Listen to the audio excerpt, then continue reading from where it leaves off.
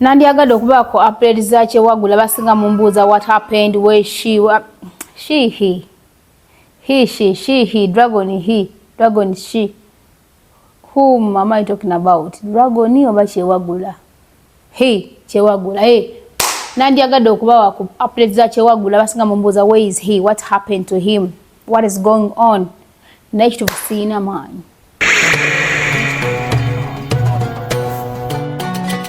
Nyondo Media.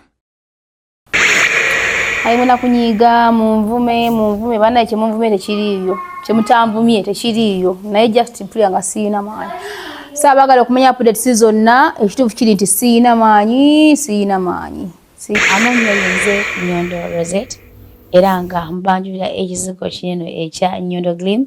Ekizigo kino kikuyambako okubanga ate okulinga face yo embalabe wena black spots oba binnamakula kikuyamba kati okubanga okiryalinga skin yo nebirangira bikabulungi nnyo tekyerusa wabula kikuleka kunomo skin yo gwena yali kyetaaze osobola okuyita ku namba y'essimu 0524680778 waneno mu UAE. Ate gwe ali e Uganda tulina branch erinnya Nama osobola okuyita ku namba y'essimu 0775150811. Era osobola okutugobererako ku mikutu gyaffe egy'enjawulo gabanga YouTube, Facebook, Twitter, Instagram, ewamu ne TikTok.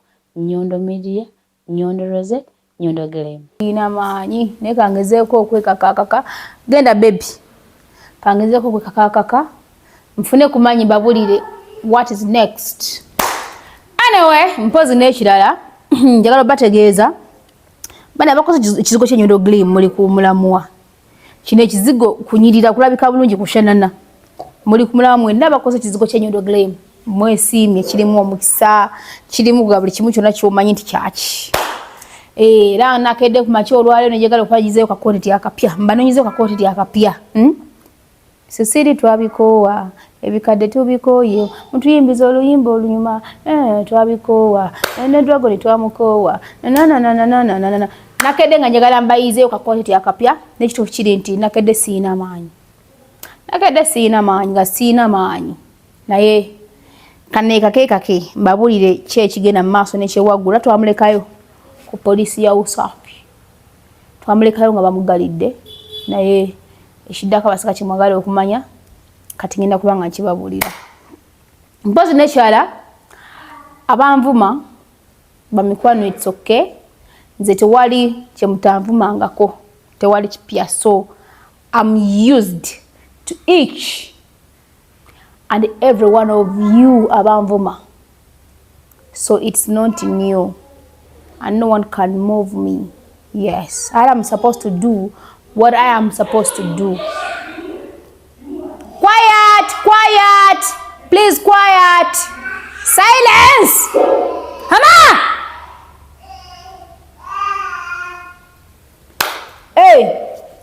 Mane shala abasinga mugamba I cannot be a friend to Rozet. I cannot be her friend. She's fake. She's a fake friend. I can't be her friend. Nze nabagambye kunyala kubeera mikwano gyamu. Era mukwano gwange n'okubanga solid. Ensonga lwaki dragon tukwatagana because she's solid and she knows me. Yes, nze ndi mivuyo sijja kukyegaana. Era obanga toyagala kuba mukwano gwange it's okay. Agala okubeera mukwano gwange manya nti nno ngenda kuteeka mu mivuyo. Ate oba olina ogigumira. Kati mwabagamba, we don't want to be her friend. No one can wish to be her friend. We don't want to be her friend. We don't like her. She's a bad person. She's a fake friend. It's upon you, mama, baba. Kubanga wenda kufuna abantu nga batano nga bangamba Rozet, we want to be your friendy. I want to be your friend. I'm here. I'm in Ginger. I want to be your friendy. I want us to meet one day. Ate nga bawala. Obulusi basajja babawala nenga they just want to be my friend. Era mbagamba ekintu kimu. Nze sigoba mikwano, njagala emikwano, teze mbeererawo emikwano. Mbeererawo emikwano. That is the reality with me, about me. Naye wabijja kumbeera yonna ensisa gibye ntwala tugere bwino kigumira. Cause that is me. Yeah, if you want to be my friend, jangu ngoli prepared ngochimenye wena okubera solid, just like a dragon lady. Cause muzuza wana wali nemu changa nemuza wansi nemuza waguru, but still she stays, she stands. Yes. Let's get to liba mikwano. Tutwalako out nosanga tuli okay nga tuli happy. Tusanga buli kimu kiri okay. Ahe nosanga nga kabikuse netwetwala nantwala nemutwala. So that's what we call a real friend or real friends. We are real friends. We are real friends. Twekuba.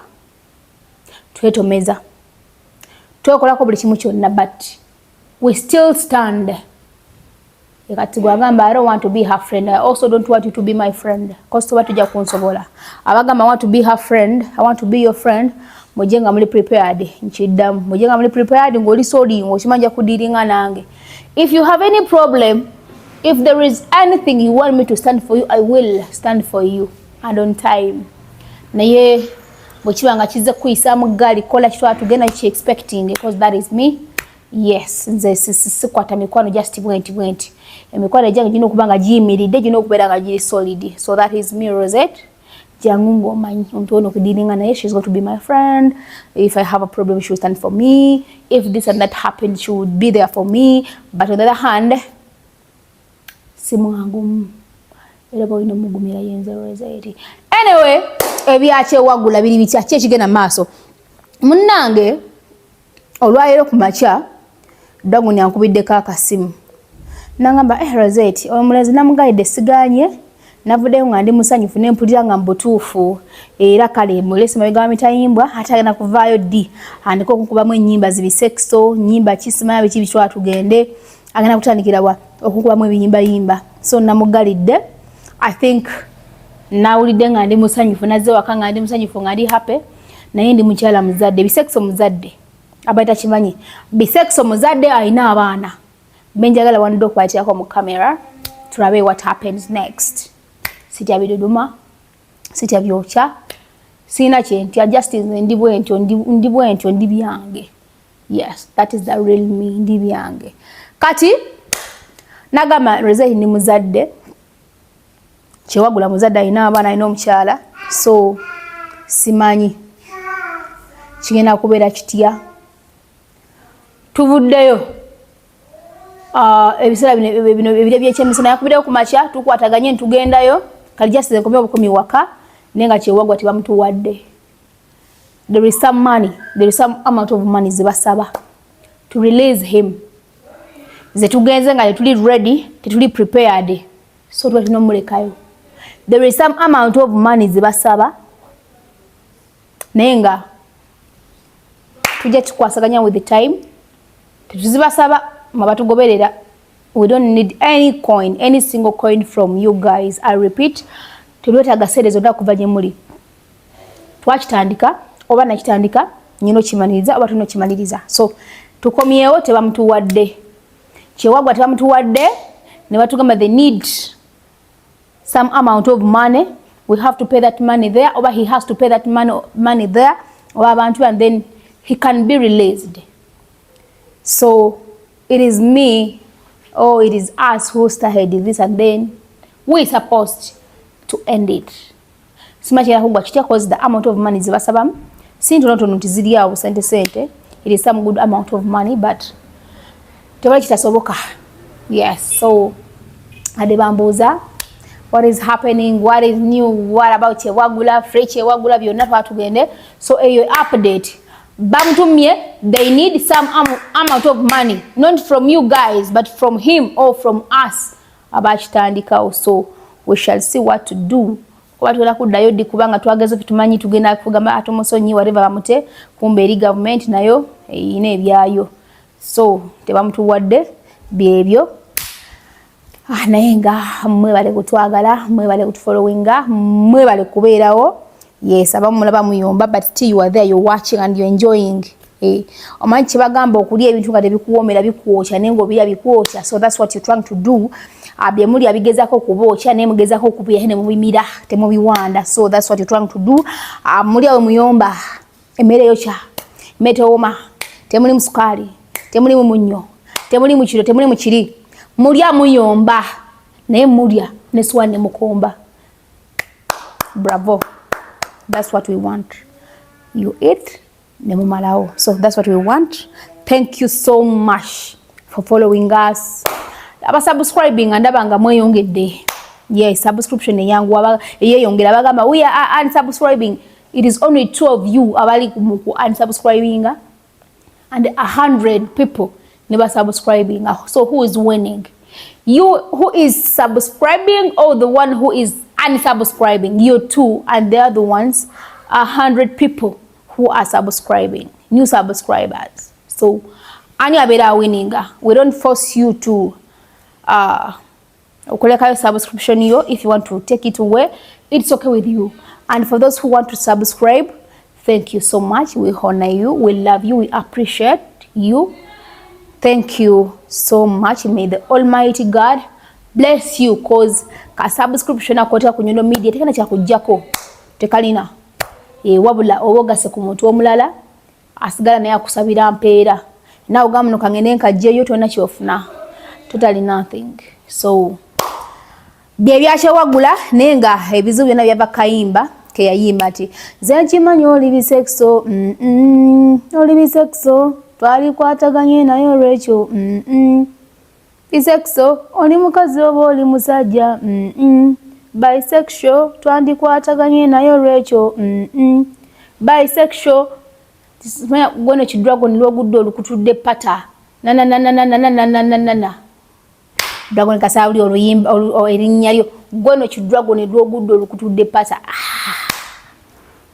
ne kirumba nade kusaano nanga awo tukolera ebintu yafa Nyondo Glim nasalako nagende wache wagula namulabye nga yazaawo nambozako buuza nagenda nange ne mugoberera sabade mubi bwe namugoberera kyewagula ekyo mukisa omulungi wasata taliyo omukazi nalyo kamulagirira ono wa mobile money engambo ezaba mobile money namulagirira kyewagula agenze mu kibuga wonna wali nawali wasima wa Kevin sima kujja simu ye wareva twatugende munange mukazi ngatuza kudigirwa mpaka nga nange mvuga nade nyine ekyokola ano kibadde kyeseguusiza sometimes kiba kivaako nengambo why sijja kweregana museguusi kati wentu kimale susuya nti wagenda kubeera fight egenda okubeera ey'amaanyi nyegenda okusamaza abantu mu kibuga monna fight nebeerawo abantu basasamala ababeeko ne babako ebintu ne batubako ebintu byaffe Kyewagula mubyeko amasimu bamubyeko buli kimu sente twatugende nga omanyi obuvuyo aizulu nenga byonna bikolebwa mulamu ate musijja twemaze naggalirwa.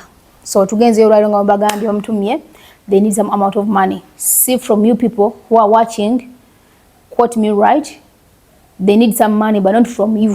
From Kyewagula oba ffe abamutwala baffe ababitandika ababikozinga, but not you. Asagala mugambe Rozet said they want some money so that you do that. No, I didn't say you. They need some money from him. Nga Kyewagula oba ffe abagala kumreleasinga, we have to pay some amount of money zebagala and then they can release him. So abade bambuza updates about Kyewagula mazene neka kibiriza nenfuna mukumanyi cause nakeddenga sina manyi era nga sakina bagamba nga sina manyi twalize wamu naye nekembye nenfuna kumanyi. So byebyo nenga nja kuzika nga bagamba Nyondo Glim is the deal kyekizigo kyogenda okwesiiga olabike bulungi oshanane olabike nganze wonda ba mama n'okusinga ko wano wendi kizigo kya tabu nnyo kya mutawaana olususulubera lugona zolo omuntu yankwatako n'agamba abantu abatoneze be amanyi muba mukaluba emibiri nenga akabiri akasusu kange akalina kamwana ngamba Rozet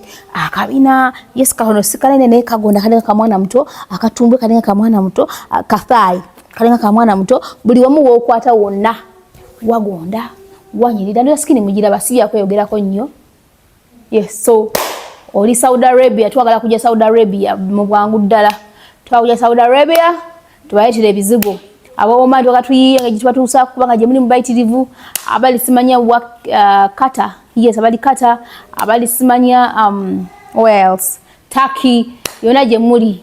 Yes, yona je muli tujageza kukulaba nga tubatusako ebizigo bya Nyondo Glim waliwo abali Kenya waliwo abali Tanzania nafe mutu kwasizeeko gameti tumuso tuweereza mu ngeri bwete babwete kubanga basinga DHL yebazibwalya kubanga eri a bit expensive. So bano batuli UK tuli London na Australia bitutera okuweereza kubanga bote beguya kasente sometimes nga omugambye mu shipping anona ko range tuna ku shipping to Denmark Netherlands, Denmark. Tunakueleza Jenny wala kutusupportia ngono mundi gwa kumeka. Australia mlongo. Gwe mundi sijibala, Mami Nangobi, ngoli Netherlands. She's in South America. Gwe mundi na sibala. Then waliwo ne Annette ali Netherlands. Nawe sibala. Jenny ali Denmark. Namwogeddeko. So nabala bangi nnyo ne South Africa. Tulina ba clients. So kiziko kulabika bulungi kunyirira koshana nate tuwa nazinako tukola zindako ku muntu wabula skini bilabika bulungi nnyo wenango shining ngo labika bulungi nnyo tulina ne products dala nyingi nnyo muje mtuwebuzeeko tujja kubanga tuziba nnyonnyola neza abasajja so atakumbira mpeera abakoleshi abatukuumire bye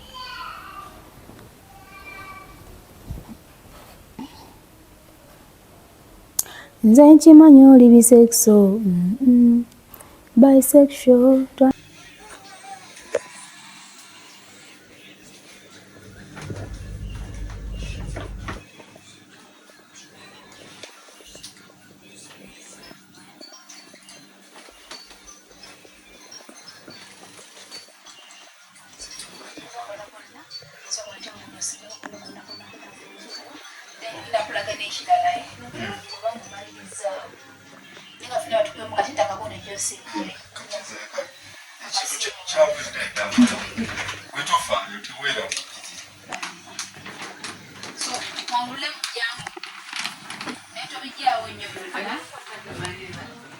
simu la kumpola mpola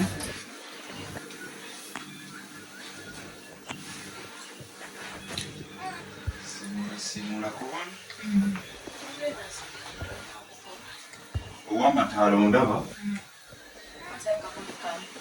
uteka muko ka filter Ntiso koleke tobagala ka oil I get kasito sanga ati ka oil kaliko katinga kano for example kaliko kifananyi kyekimu omye muddugavu atagala odekula mu ka lightening kati wawe sinkana nti oli azze n'agamba tinze njagala kyamweru oba kola mu ka lightening kubanga mulimu bakira nti abamu kati ageka kikutukola ebintu bino bya nakyo kati mulimu